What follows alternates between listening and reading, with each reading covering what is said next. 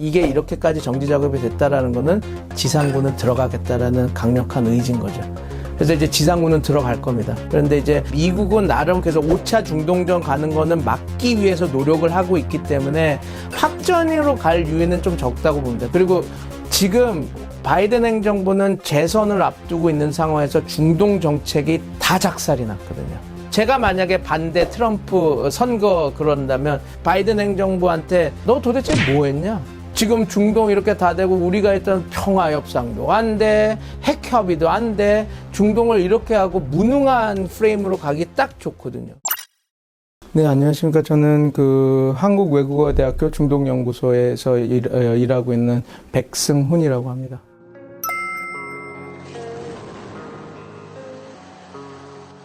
이것을 세 가지 축으로 봅니다. 하마스와 이스라엘, 그리고 변하고 있는 국제 정세, 이 세 가지가 맞물려서 벌어진 사건을 보는데, 우선 첫 번째는 아브라함 협정과 그로 인해서 변하는 중동의 정세입니다.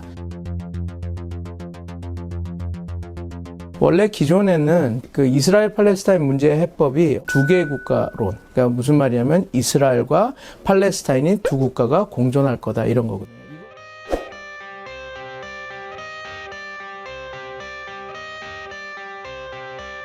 두 개의 국가론의 핵심 철학은 Land for Peace입니다. 그러니까 무슨 말이냐면 3차 중동전 시기 발발 이후에 이스라엘이 빼앗아갔던 영토를 돌려주면 팔레스타인들도 더 이상 이스라엘이나 이런 데다가 도발을 안 하고 평화를 구축하겠다라고 하는 그 골자였거든요. 그러다가 트럼프 행정부의 아브라함 협정이 나타난 겁니다.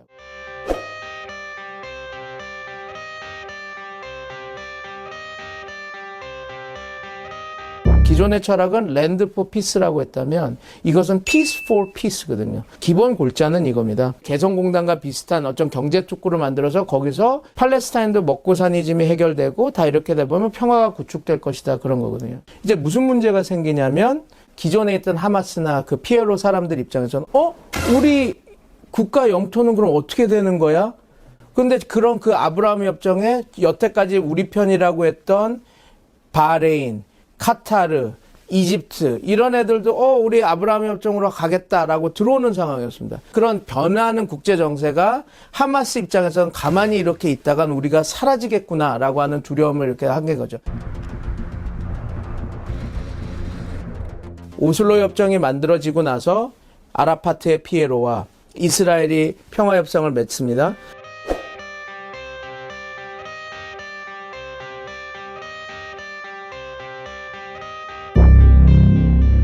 근데 95년부터 2005년까지 10년 동안 바뀌는 거 없이, 보통 그랬으면 과거의 피에로면 테러도 하고 했을 텐데 이제 오슬로 협정을 살려야 되니까 아무 말 안 하고 이렇게 있죠. 그렇게 되니까 어떻게 되겠습니까? 그때 당시 조금 극단적인 이야기를 하는 민병대라든지 정파들이 우후죽순처럼 생겨나게 되는 겁니다. 그 과정에서 가장 잘 싸우고 테러도 잘하고 그랬던 조직이 하마스였던 겁니다. 그래서 하마스가 2005년, 6년의 총선을 통해서 집권을 하게 된 거죠.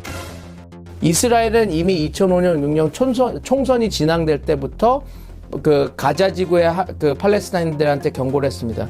하마스가 되면 나는 얘를 인정 안 할 거야. 그리고 대화도 안 할 거야. 라고 선언을 계속했습니다. 그럼에도 불구하고 하마스가 집권에 성공을 하는 거죠. 그래서 2007년에 집권하고 나서 이스라엘이 처음 했던 거는 가자 지역을 아예 장벽을 둘러서 다 쳐버립니다. 그리고 봉쇄를 한 상황에서 단전, 그리고 심지어 어쩔 때는 1m 이상의 곡식도 자르지 못하게 했습니다. 박격포나 이런 것들을 군사시설을 숨길 수 있으니 우리는 그걸 거부하겠다. 그런 상황으로 하면서, 그러니까 생활합니다. 생활에 대한 폭력. 제가 하마스를 지지하는 거 아닙니다. 모두에 늘 말하는 거, 저는 하마스를 규탄하고 어떠한 행위의 테러 행위도 지지를 하지 않습니다. 그런데 단 요거는 있습니다. 그 안에 살고 있는 사람들이 갖고 있는 피해들. 2021년에서 2022년 팔레스타인 가자 지구에서 지역에서 15세 미만 팔레스타인 아이들이 200명 넘게 이스라엘 군에 의해서 사살됐습니다. 애들이 돌을 던져서 스나이퍼가 쐈다든 하여튼 그런 상황. 그러니까 근데 이게 그냥 단순히 작년 벌어지는 게 아니라 누적돼 있습니다. 매년 100여 명 가까운 애들이 이렇게 죽습니다. 하마스가 처한 상황은 이겁니다. 이렇게 해도 죽고 싸워도 죽고 하는 상황이면 내가 한번 싸워보겠다라는 상황이 되는 거죠. 그래서 1차 가자 사태가 2008년, 9년에 한번 전쟁이 벌어졌었는데 그때도 똑같이 하마스가 먼저 도발해서 벌어졌습니다. 2023년도 그와 유사한 사례라고 보면 됩니다. 팔레스타인 국민들 입장에서도 타격감 있게 잘 싸웠어 해서 뽑아놨는데 완전히 제도권 정당에 들어오니까 일을 못하는 겁니다. 그러니까 하마스 일 못하는구만 하고 심지어 자기 자국민한테서도 지금 정치 권력으로서 호응을 못 받는 그 상황. 하마스가 그렇게 행한 그 선택이 어떻게 보면 자기네들이 처한 위치에서는 합리적인 선택이라고 볼 수 있습니다. 이 도발 사건이 벌어지기 전에 이스라엘은 그 어느 때보다 분열돼 있었습니다. 원래 네타냐후 총리가 실각을 했던 이유가 워낙 부정부패 비리가 많아서 검찰의 기소를 어마무시하게 많이 받았던 상황이었거든요. 처음에 실각을 했다가 다시 재집권을 했는데 재집권을 하고 나서 네타냐후가 했던 것이 이겁니다.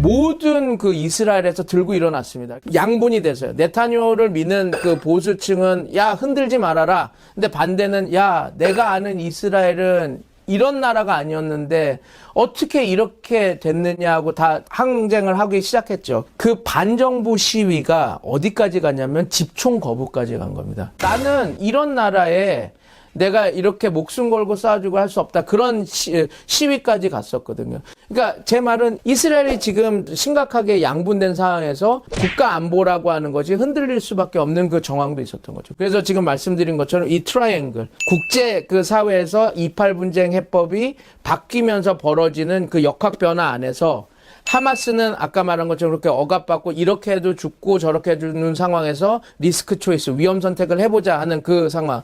그리고 이스라엘은 그런 분열이 돼 있어서 이런 것들 안보나 이런 것들 잘 못 막는 상황이 합쳐지면서 지금의 사건이 벌어진다고 보는 게 제가 볼 때는 가장 적합한 분석이라고 보고 있습니다. 네.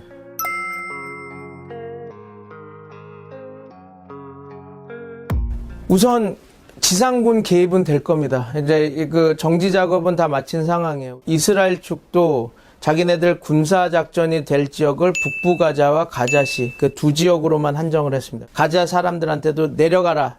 남쪽으로 이렇게 하라 이렇게 얘기하고 이스라엘 측에서 라파 제일 밑에 있는 가자 지구의 라파 지역에는 단수했던 것도 풀어서 물도 하게 하고 전기도 공급하고 그러고 있거든요. 가슴 아픈 게 이게 이렇게까지 정지 작업이 됐다라는 거는 지상군은 들어가겠다라는 강력한 의지인 거죠.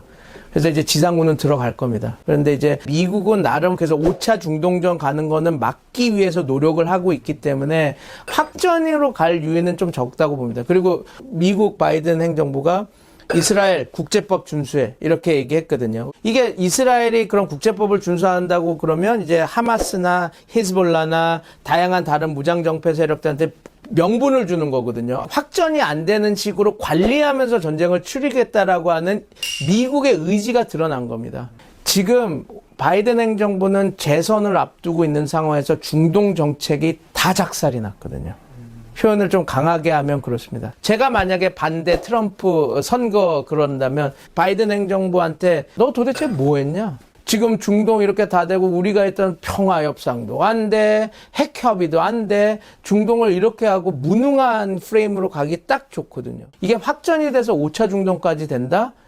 이러면 바이든 행정부한테는 치명적인, 그래서 지금 핵 항모도 2개가 가 있지 않습니까? 그거는 내가 같이 이스라엘과 너 공격할 때 쳐주겠다 아닙니다. 이미 가자는 이스라엘 국방력으로 충분히 다 초토할 수 있습니다. 근데 왜 항모를 2개 보냈느냐?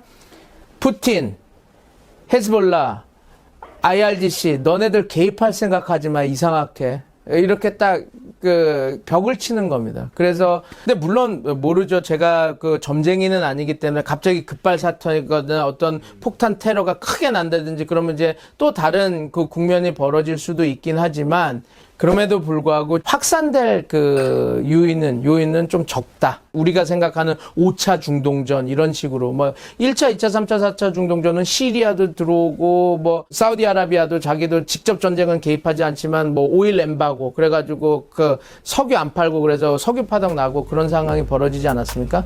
그런 수준의 이건 나타나기 힘들다.